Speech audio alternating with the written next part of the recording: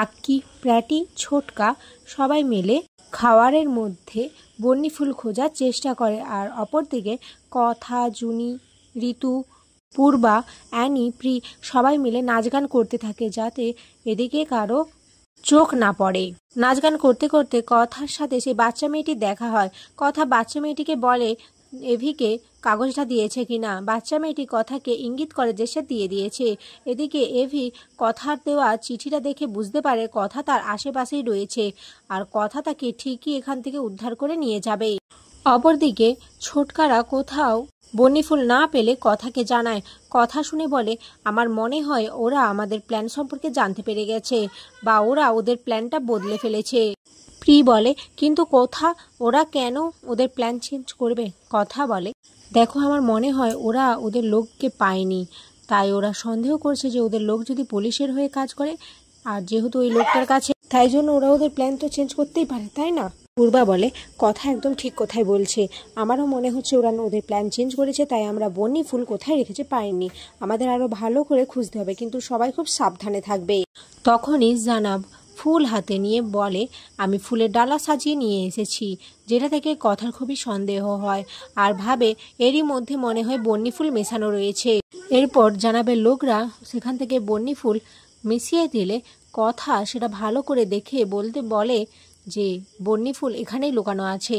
এরই মধ্যে ওখানে রেচা চলে আসে, রেচাকে দেখে সবাই অবাক হয়ে যায়। পূর্বা বলে তার মানে রেচা এখানে রয়েছে। কথা বলে হ্যাঁ আমি তো বলেছিলাম ওর ছদ্মবেশ নিয়ে এসেছে, তাহলে এটাই হচ্ছে রেচার ছদ্মবেশ। এরপর রেচার সাথে সবাই মিলে নাচ গান করতে থাকে। তারই মধ্যে আক্কি, প্র্যাটি আর ছোটকা মিলে সেই ফুলের ডালের মধ্যে খুঁজতে থাকে কোথাও বন্যি ফুল রয়েছে কিনা। নাচ গান করার মধ্যে দিয়ে এরপর কথারা সবাই মিলে সেই বন্যি ফুল খোঁজাখুঁজি করতে থাকে আর বন্যি ফুল পেয়ে যায়। এরপর কথা বলে আমাদের আর এক মুহূর্ত এখানে দেরি করলে চলবে না, ওরা আমাদের সন্দেহ করার আগে আমাদের এখান থেকে পালিয়ে যেতে হবে। তখনই জানাব চলে আসে আর বন্দুক দেখিয়ে বলে কোথায় ওরা, আমার ওই যারা ভাড়া করেছিল বাড়িতে তাদেরকে খুঁজছি, কোথায় ওরা। জানাবের চিৎকার শুনে রেচা চলে আসে। রেচা জানাবকে জিজ্ঞেস করলে জানাব বলে যারা বাড়িতে ভাড়া ছিল তারা মেহতাবকে উপরের ঘরে বন্ধ করে রেখেছে আর ওরা নিশ্চয়ই কোনো জাসুস করতে এসেছিল এখানে, ওদেরকে খুঁজে বের করো। এরই মধ্যে জানাবের লোকজন সবাই মিলে খোঁজার চেষ্টা করে কথাদের, কিন্তু কথাদের তারা কোথাও পায় না। রেচা কথাদের দেখে সন্দেহ লাগে আর সে বলে জানাব আমার মনে হয় কথাকলি এসেছিল এখানে আর ওটা ওর টিম ছিল। জানাব বলে তুমি আমাকে আগে এটা কেন জানাওনি রেচা, কথাকলি আমার সামনেই ছিল আর আমি ওকে চিনতে পারলাম না। রেচা বলে কথা খুবই চালাক প্রকৃতির মেয়ে জানাব, আরও ছদ্মবেশ নিয়ে এসেছিল, আমি তো আগে এসব কিছু জানতাম না, এখন দেখে আমার সন্দেহ জাগছে, আমাদের আর এক মুহূর্তেও দেরি করা চলবে না, আমাদের ওদের খুঁজে বের করতেই হবে। জানাব বলে কিন্তু আমি এখন ওদের কোথায় পাবো।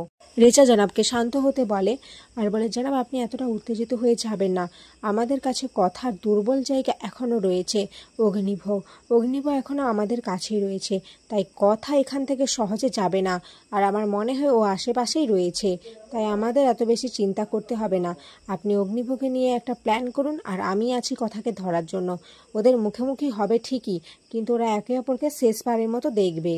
জানা বলে ঠিক আছে রেচা, তুমি তোমার প্ল্যানটা করো আর আমিও আমার প্ল্যানটা করছি, আর এখানে আজকের পর্ব শেষ হয়ে যায়।